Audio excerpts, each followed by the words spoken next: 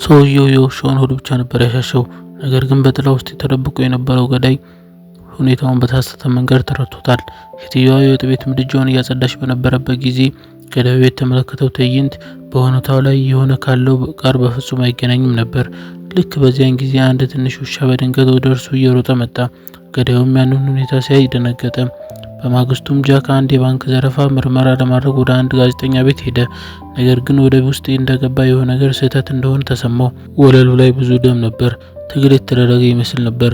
በጠረጴዛው ላይም የነበረው ማስታወሻ ቢላውን እንዲያነሳ አዘዘው። ሌላኛው ማስታወሻ ደግሞ የድምጽ መልእክት እንዲቀር አዘዘው። ጃክ ብዙም ሳያስብ እንደታዘዘው አደረገ። ነገር ግን ጃክ ወደ መኝታ ክፍሉ ሲሄድ ጋዜጠኛው በደም ኩሬ ውስጥ ተኝቶ አገኘው። ጃክ የተጠለፈ መሆኑን የተረዳው በዚህ ቅጽበት ነበር። ወዲያውም ደነገጠ። በውስጣዊ ስሜትም ተገፋፍቶ ጃክ በቦታው ላይ የነበሩትን ማስረጃዎች ለማጥፋት ሞከረ። ነገር ግን ሳያስበው አስክሬኑን በጣም ከፍ አድርጎ አንስቶት ነበር።